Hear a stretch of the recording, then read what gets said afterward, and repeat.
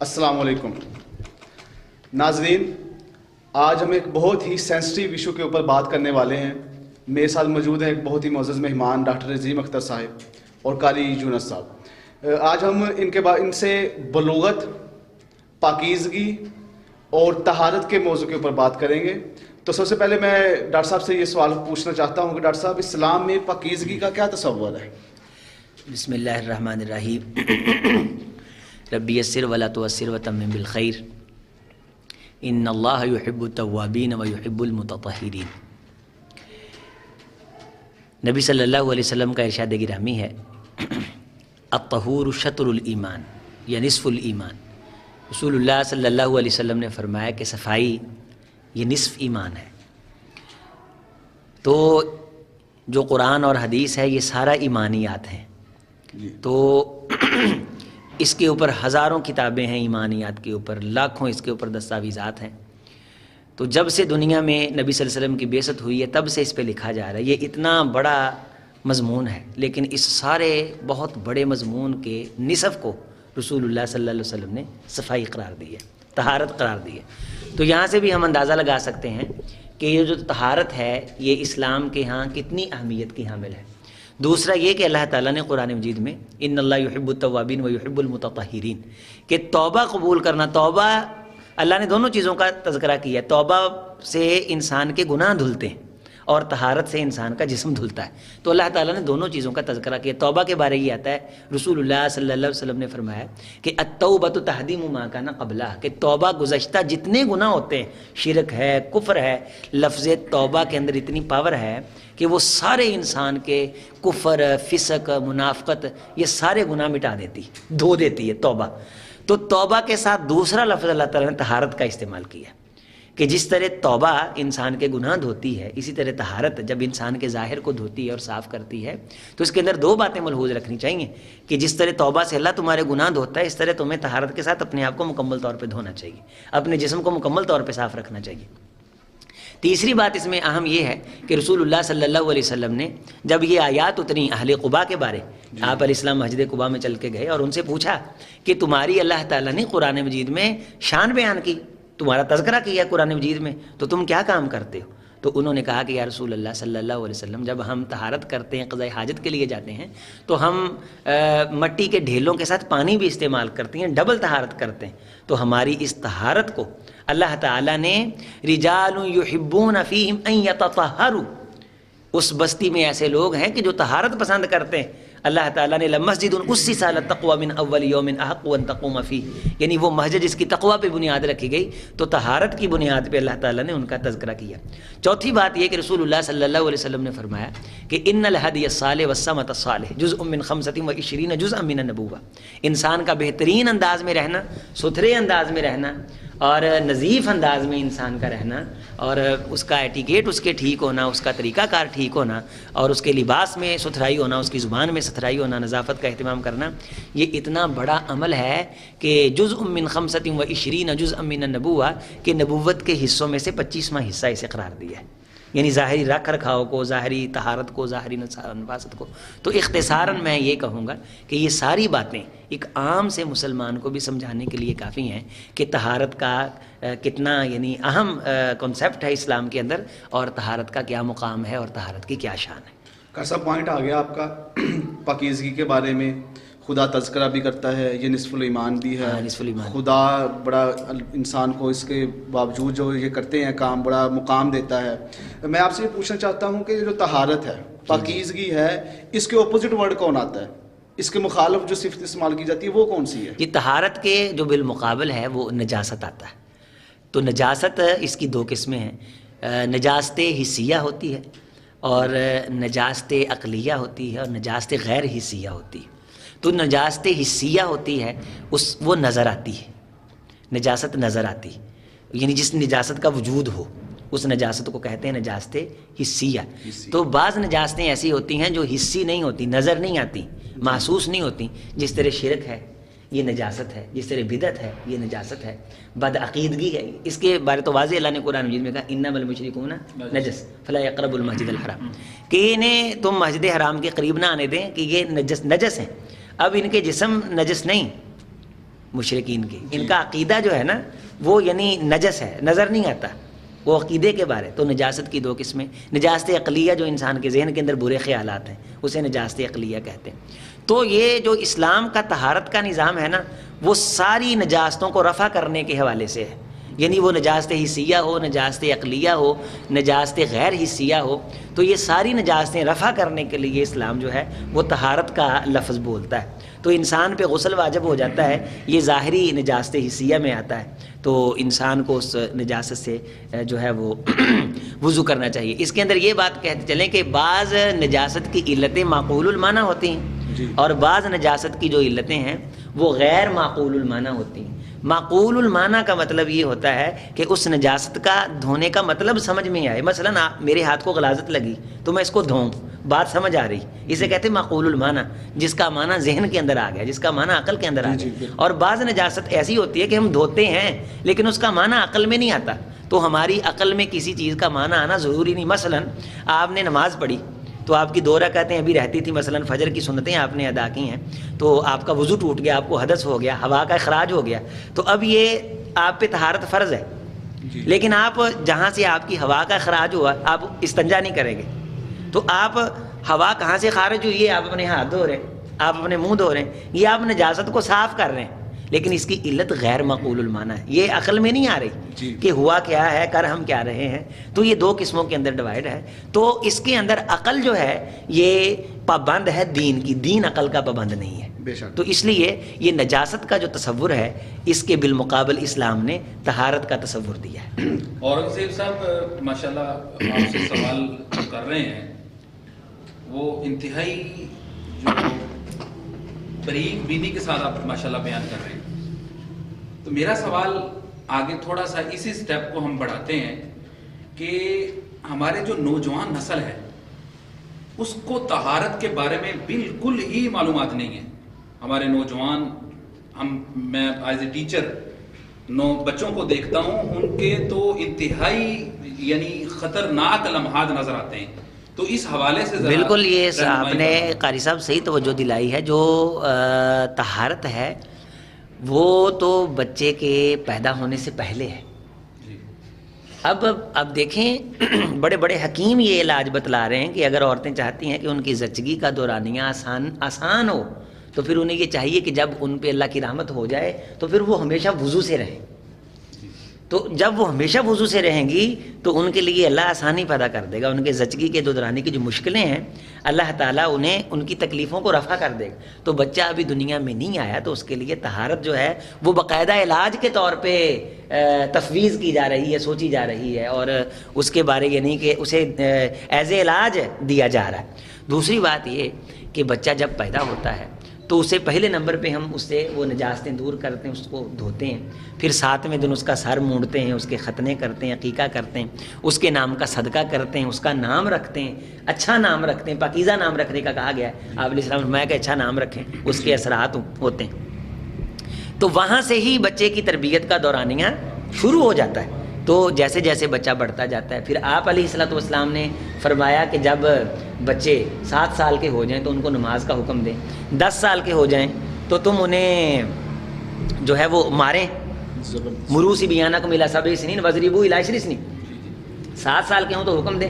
7 سال کے بچے کو نماز کا جو حکم دینا ہے تو نماز سے پہلے کیا ہے, طہارت, وضو کا بہترین طریقہ. اس کے طریقے میں کیا ہے, وضو میں شرمگاہ کو اچھی طرح دھونا, پھر ہاتھوں کو دھونا, پھر کلی کرنا, پھر ناک میں پانی, پھر منہ دھونا, سر کا مسح کرنا, پاؤں دھونا. 7 سال کے بچے کو وضو کی طہارت مکمل طور پہ آنی چاہیے, اسلام سکھاتا ہے. 10 سال ہے تو اسے حکمن پھر فرمایا کہ ان کے بستر الگ الگ کر دیں. 10 سال میں اگر پہنچ گئے ہیں تو ان کے بستر الگ الگ کر دیں. اس کا مطلب ہے کہ بچہ 10 سال کے اندر جاتا ہے تو پھر اس کے وہ جو ذہنی جو ذہن ہے نا اس کا وہ بلوغت کی طرف جانا شروع کر دیتا ہے. ہمارے والدین کو کوئی توجہ نہیں, کوئی نہیں بچہ ہی ہے, کوئی نہیں بچی ہے, بالکل خیر خبر نہیں ہے اور بالکل توجہ نہیں. آپ نے صحیح فرمایا ہے. خاص طور پہ کوئی والد ایسا شاید آپ کو ملے, آپ کے پاس ادارے میں طلبہ آتے ہیں, آپ کے پاس طلبہ آتے ہیں, ہمارے پاس آتے ہیں, کہ ہمیں کوئی ایک بندہ بھی ایسا ملے جس سے آپ یہ پوچھیں کہ کیا کبھی آپ نے اپنے بچوں کو کہا ہے, وہ کہتا ہے کہ یہ ہمیں شرم آتی, استحیاء مانے. تو یہ ایسی شرم ہے جو ان کو جہنم میں لے کے جائے گی. حق بات سے, ان اللہ لا یستحی من الحق, حق بات سے اللہ بالکل شرماتا نہیں. تو حق پوچھنے میں اگر کوئی بندہ شرماتا ہے اور حق سیکھنے میں رکاوٹ اگر شرم بن گئی تو یہ انہیں بتائیں آپ کہ یہ آپ کو جہنم میں لے کے جائے گی. انتہائی برا حال ہے. ڈاکٹر صاحب معذرت کے ساتھ آپ کی میں بات کاٹ رہا ہوں, اسی بات کو آگے تھوڑا سا بڑھا دیں کہ والدین کس طریقے سے اپنی آل اولاد کی جو تربیت کر سکیں, اس جی یہ تھے بارے میں بہت ہی کمزوری. بالکل صحیح آپ نے کہا ہے. میں نے کہا کہ 7 سال پہ والدین کو ذرا چوکنا ہو جانا چاہیے, ان کی آنکھیں 4 ہو جانی چاہیے, ان کے کان 4 ہو جانے چاہیے اپنی اولاد کے حوالے سے خاص طور پہ, اور وہ ان کی عادات پہ نظر رکھیں. بڑی یعنی خرابی ہے جو گاؤں ہیں ان میں چلے جائیں یا اسکول کے سسٹم میں چلے جائیں تو بچے 7 سے 10 سال میں ساری باتیں سیکھ لیتے ہیں. انہیں پتہ ہوتا ہے کہ غلط کام کسے کہتے ہیں, اچھا کام کسے کہتے ہیں, حتیٰ کہ بعض بچوں کو یہ پتہ بلوغت کیا ہوتی ہے, سارے معاملات کا انہیں پتہ ہوتا ہے. تو والدین کو یہ چاہیے کہ 7 سال کے بعد بچے کو طہارت کا سکھاتے جائیں. جب بچہ 10 سال کا ہو جائے نا تو اس کے سامنے اس طرح کی باتیں کریں کہ بیٹے گالی نکالنا بری بات ہے, اس طرح کا کام کرنا بری بات ہے. اگر کوئی بندہ آپ کو یہ کہے, اس کا وہ اپنے انداز میں نام لے دے جو اس وقت اس علاقے کے اندر غلط کاری چل رہی ہے, تو اس طرح کوئی بات کرتا ہے تو آپ نے بیٹے مجھے آ کے بتانا ہے, ہم آپ اس کے بارے بتائیں گے تو ہم اس کی اصلاح کریں گے. آپ کے بتانے سے وہ اس کی اصلاح ہو جائے گی, اس کو ثواب ملے گا. اگر وہ توبہ کر لے گا تو آپ کو بھی ثواب ملے گا. اس طرح بچوں کو آہستہ آہستہ گائیڈ کرنا. پھر جب 11-12 سال میں ہو جاتے ہیں تو پھر تو اس کے اندر ذرا سختی آنی چاہیے کہ بندہ کھل کے بتائے. 13ویں سال کے اندر بچہ بلوغت میں قدم رکھ دیتا ہے, اس کے زیر ناح بال پھوٹ آتے ہیں, اور 14ویں سال میں اس کی بغلوں کے بال پھوٹ آتے ہیں. اور 13ویں-14ویں سال میں اگر والدین بتا نہیں رہے, جو والدین ہیں وہ اپنے بچوں کو طہارت کے حوالے سے چیک کر سکتے ہیں. اللہ تعالیٰ نے والد کو یہ اختیار دیا, والدہ اپنی بیٹیوں کو اور والد اپنے بیٹوں کو چیک کرے, دیکھے ایز اے طہارت. ایک مرتبہ دیکھنا ہے نا کہ سکھا دیں, ان کو بتا دے, اور اگر وہ دیکھیں تو انہیں نظر آئیں گے کہ وہ بالوں کے اندر دھت ہیں اور ان بچوں کو پتہ ہی نہیں. اور پھر اگر وہ بالغ ہو گئے ہیں, احتلام انہیں ہوتا ہے, تو وہ اسی طرح اگر مسجد میں گئے, مدرسوں میں پڑھتے ہیں تو اساتذہ نہیں پوچھتے ان سے, تو مسجد میں اسی طرح وہ مدرسے میں اگر سوتے ہیں تو سو گئے ہیں. کیونکہ وہ استحیاء آنے اس معاشرے میں جو سیکس ایجوکیشن کا کانسیپٹ ہے, میں اس کا یہاں تک ضرور قائل ہوں کہ یہ معلومات جو بنیادی ہیں یہ بچوں کو ضرور بتلانی چاہیے. کر صاحب اگر بچوں کو بلوغت کے آداب نہ سکھائے جائیں, جی اس کا والدین کو, خود بچے کو, اس کی ایجوکیشن کو, اس کے ادارے کو اور معاشرے کو, اور آخر پہ اسلام کو, دین کو کیا نقصان ہوتا ہے؟ دیکھیں جو نجاست ہے نا, اس کے اثرات ہوتے ہیں شیطانی. نبی صلی اللہ علیہ وسلم نے واش روم کو شیطانوں کا اڈا قرار دیا. وہاں جب بندہ جاتا ہے تو کیا ہم کہتے ہیں اللہم انی اعوذ بک من الخبث والخبائث, تو جنات کا اڈا, خبیث جنات کا. کیوں؟ وہاں نجاست ہے. تو یہ جہاں نجاست ہوتی ہے وہاں شیاطین آتے ہیں. وہاں وہ پھر جب شیاطین آتے ہیں آپ کی اولاد کا وہ مستقبل اچک لیتے ہیں, ان کی فکر کو وہ جو ہے وہ ہائی جیک کر لیتے ہیں, ان کی ذہنی صلاحیت کو وہ متاثر کرتے ہیں. یخیل الیہ من سحر من نتسا, آپ کی اولاد آپ کی نافرمان بنتی ہے, سبق انہیں نہیں آتا, ان کا فیوچر ان کے سامنے مختلف ہو جاتا ہے. یہ نجاست کے اثرات ہیں سارے, طہارت کے بغیر زندگی گزارنے کے اثرات ہیں کہ ان کی زبان کے اوپر پلیدگی آ جاتی ہے, ان کے ذہن کے خیالات کے اندر پراگندگی آ جاتی ہے. اور آپ دیکھیں گے کہ کس طرح ایک شریف سے بچے نظر آتے ہیں, لیکن آپ ان کے بارے اگر جان لیں تو آپ کو معلوم ہوتا ہے کہ یہ تو بڑا خراب کر دیا. وہ شیاطین پھر ان کے ساتھ کھیلتے ہیں. اور یہ بھی آتا ہے جیسے رسول اللہ صلی اللہ علیہ وسلم نے مسجد کے اندر ایک شخص دیکھا تو وہ الٹا لیٹا ہوا تھا, تو آپ علیہ السلام نے اسے فرمایا کہ سیدھے ہو کے لیٹو. اور روایت کے اگلے جملے ہیں کہ نبی نے فرمایا کہ اس طرح اگر تم لیٹتے ہو تو شیطان تمہاری مقاد کے ساتھ کھیلتا ہے. یعنی اس کا مطلب کیا ہے کہ غلط قسم کے خیال گزرنے والے آنے والے کے ذہن کے اندر وہ ڈالتا ہے. اور شیطان کے اندر جو پاور ہے نا وہ صرف خیال ڈالنے کی پاور ہے, یعنی غلط خیال ڈالتا ہے, اور غلط خیال اس کے اندر یہ ڈالنے میں زیادہ کامیاب ہو جاتا ہے جس کے اندر طہارت کم. اس کی نسل کا بھی نقصان ہو گیا, ادارے کے اندر آئے تو نتائج نہ ملے, ادارے کا بھی نقصان ہو گیا. اساتذہ نے کوئی بات کہی انہوں نے کہا نہیں مانا, ان کا بھی نقصان ہو گیا. بچے کا مستقبل رل گیا, شیاطین ساتھی بن گئے اس کے, اور بڑے بڑے آپ نے دم درود کر کے دیکھ لیے, جب وہ خود پاکیزہ نہیں ہے تو پھر نبی صلی اللہ علیہ وسلم نے فرمایا کہ پلید چیز کو پلید چیز کے ساتھ دھویا نہیں جا سکتا. ایک نجاست ہے, اس کو دھونے کے لیے پاک چیز آپ استعمال کریں گے تو وہاں بھی تو پاکی ہونی چاہیے نا. شراب رکھ کے دودھ ڈالتے رہیں اس کے اندر, جتنا مرضی دودھ ڈال دیں.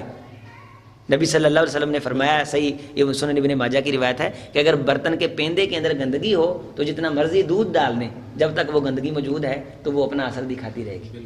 اس کو نکالنا ہے, جب تک وہ طہارت نہیں سیکھتا تو آپ کی کوئی بات بھی اس پہ اثر نہیں کرتی. سارا نقصان ہی نقصان ہے, چھوٹا موٹا نقصان نہیں, بہت بڑا نقصان ہے. ڈاکٹر صاحب ایک پرسنل سوال کہ you are the principal of Al Iman educational system, آپ کے زیر اثر ایک ادارہ ہے، اس حوالے سے آپ ادھر کیا کام کر رہے ہیں؟ دیکھیں کام کی جو نوعیت ہے وہ تو مختلف النوع ہے، لیکن اس میں خاص طور پہ میری یہ کوشش ہوتی ہے کہ یہ جو اس طرح کے تربیتی مسائل ہیں نا، تو یہ میں چونکہ اداروں میں آتا جاتا رہتا ہوں، دیکھتا ہوں، شعبہ حفظ کے خصوصاً میں دیکھتا رہتا ہوں سسٹم میں، حتیٰ کہ بڑے بڑے اداروں کے اساتذہ ہمیں بتاتے ہیں کہ ایک اسٹوڈنٹ وہ اس کا مسئلہ بن گیا، تو اچھے کسی بڑے ادارے کے اندر وہ پڑھتا تھا، تو ڈاکٹر نے اسے چیک کیا تو اس کا فون آیا کہ مجھے تو بڑا شرمندگی ہوئی اور بڑا افسوس ہوا کہ آپ انہیں بتاتے کیوں نہیں، استحیاء مانے کہ استاد بتاتا نہیں، کہ والدین بات نہ بنا لیں، کوئی معاشرہ بات نہ بنا لے.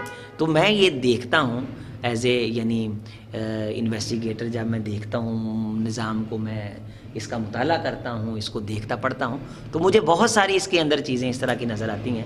تو میں تو کھل کے بچوں کو بتانے کا قائل ہوں ان کی طہارت کے حوالے سے، اور بچے مجھ سے آ کے کھل کے پوچھ بھی لیتے ہیں، وہ بالوں کے مونڈنے کے حوالے سے مجھ سے دریافت کر لیتے ہیں. تو میں نے نہیں بتانا، میں باپ کے قائم مقام ہوں. تو اس طرح کا ایک پیریڈ آپ رکھیں جس میں آپ بچوں کو یہ کہیں کہ بیٹے اس پیریڈ میں، اس حصے میں آپ جو پوچھیں گے آپ کو کھل کے بتایا جائے گا. اگر آپ نہیں پوچھیں گے، آپ اللہ کے ہاں دیندار ہیں، تو آپ کو نہ مارا نہیں جائے گا. میرے بچے جس بیٹے کو مسئلہ ہے، میرا بیٹا آئے مجھ سے پوچھے، تو میں نے تجربہ کر کے دیکھا ہے کہ بڑے بڑے شرمیلے بچے جب آپ کہتے ہیں کہ اکیلے اکیلے آ جائیں، تو وہ آپ سے آ کے اپنا مسئلہ پوچھتے ہیں، اپنا وہ حال آپ کے سامنے رکھتے ہیں. تو پھر معلوم ہوتا ہے کہ سال ہو گیا اس بچے کو بالغ ہوئے، اسے غسل بھی کا پتہ نہیں بیچارے کو، اسی طرح آتا ہے مسجد میں بیٹھ جاتا ہے، تو کون ذمہ دار ہے؟ تو یہ مدارس کے اندر یہاں تک حالت ہے، تو اسکولوں کے اندر کیا حال ہوگا؟ تو میں نے دیکھا کچھ، میں کالجوں کے اندر گیا، کالجز کے اندر بی اے کے، بی ایس سی کے، بی اے کے طلبہ اسٹوڈنٹ، انہیں غسل کے طریقے کا پتہ ہی نہیں، غسل کے طریقے کا پتہ ہی نہیں ہے. اور میں نے ایک مجلس کے اندر یہ بتایا تو مجھے وہاں ایک بیٹھا ہوا دوست کہنے لگا کہ میں بھی سیکھ ہندا ہی بچے ہیں، یعنی میرا بھی یہ حال بن گیا تھا. اس نے کہا جب کوئی دینی گھرانے سے تعلق رکھتا ہے تو والدین سمجھتے ہیں پتہ نہیں کوئی باہر سے غیبی طاقت آئے گی، وہ ان کو بتایا جائے گی. نہیں، وہ آ کے بتائے گی تو غلط ہی بتائے گی، صحیح تو آپ والدین ہیں، آپ ہی بتائیں گے. ڈاکٹر صاحب ہم آپ کو اپریشیٹ کرتے ہیں، آپ نے ایک ایسا موضوع چنا، لیکن آپ سے لاسٹ پہ جاتے کچھ کویشچن ہے کہ وہ ٹیچرز، وہ والدین، ہر کوئی آپ کی طرح ہمت تو نہیں کر رہا، وہ یہ کہتے ہیں کہ ہمیں شرم ہے، حیا، یہ فیکٹر آ جاتا ہے. ان کے لیے آپ کیا پیغام دینا چاہیں گے، ان والدین کے لیے اور ان استاذہ کے لیے؟ ان کے لیے، والدین کے لیے میں یہ پیغام دوں گا کہ اگر حق بات پوچھنے، شرم کی دو قسمیں ہیں، ایک ہے غلط بات کرنے سے شرم کرنا، تو یہ شرم بندے کو جنت میں لے کے جائے گی، اور ایک شرم ہے حق بات پوچھنے سے شرم کرنا، یہ شرم بندے کو جہنم میں لے کے جائے گی. عورتیں ہو کے رسول اللہ صلی اللہ علیہ وسلم کی بارگاہ میں آ کے بڑے مسئلے کھل کے پوچھتی تھیں، تو نبی صلی اللہ علیہ وسلم تعریف فرمایا کرتے تھے کہ اللہ حق بات پوچھنے سے شرماتا نہیں ہے، ہر بات حق بات بتانے سے شرماتا نہیں. تو یہ زینب آئی ہے تو اس نے یہ مسئلہ کھل کے پوچھا ہے، تو امت کے لیے وہ مسئلہ آسان ہو گیا ہے. اور استحاضہ اور حیض کا جو خون ہے، یہ بہت بڑا مسئلہ تھا. اصل میں خون استحاضہ کا اور ہوتا ہے، حیض کا اور ہوتا ہے. تو استحاضہ کے خون کو عورتیں حیض کا خون سمجھتی تھی، لیکن سیدہ زینب نے جرأت کی، حق بات پوچھنے سے شرمائی نہیں. تو وضاحت ہو گئی کہ جو نمازوں کی ممانت ہے وہ حیض کے ایام میں ہے، استحاضہ کا خون آتا رہے تو اس کا کوئی مسئلہ نہیں ہے، اس کا غسل کر لینا ہے ایک مرتبہ، تو 5 جو ہیں وہ نمازیں وضو کے ساتھ پڑھ لینی ہے، پٹی باندھ لینی ہے.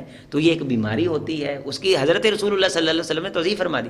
حضرت علی رضی اللہ تعالیٰ عنہ کو مسئلہ تھا، انہوں نے مسئلہ دریافت کیا، خود بندہ بھیج کے مسئلہ دریافت کر لیا. تو یہ حق بات میں اگر یہ شرما رہے ہیں تو پھر یہ دیندار ہیں، خود والدین بھی پہلے نمبر پہ اور دوسرے نمبر پہ اساتذہ بھی. میں تو یہی سمجھتا ہوں. ڈاکٹر صاحب اگر یہ تعلیم نہ دی گئی، بچوں کو یہ رہنمائی نہ بتائی گئی، تو اس کا ذمہ دار کون ہے؟ میں نے گزارش کر دی اس کے نقصانات کی کہ نہیں بتایا جاتا تو نقصان کیا ہوتا ہے. تو پہلے نمبر پہ والدین ذمہ دار ہیں، سب سے پہلے والدین ذمہ دار ہیں، ان کی ڈیوٹی ہے. نبی صلی اللہ علیہ وسلم نے فرمایا کہ کل مولود یولد علی الفطرہ. فطرت کیا ہے؟ فطرت میں طہارت، فطرت میں عقیقے، فطرت میں اس کے بالوں کو موڑنا، فطرت میں مونچھیں کاٹنا، یہ سارا دین فطرت ہے. تو بچے کی فطرت، عقیقے کس نے کروائے، اس کے ختنے کس نے کروائے؟ والدین نے. تو طہارت بھی والدین نے کروانی. بچیاں ہیں تو ان کو ماں گائیڈ کرے، بچے ہیں تو ان کو باپ گائیڈ کرے. ڈاکٹر صاحب آپ کا بہت بہت شکریہ، آپ نے ہمیں ٹائم دیا اور ہمارے ساتھ ٹائم دیا. اللہ تعالیٰ آپ کا بلانا اور یہ سننا اور کہنا قبول فرمائے. السلام ورحمۃ اللہ وبرکاتہ.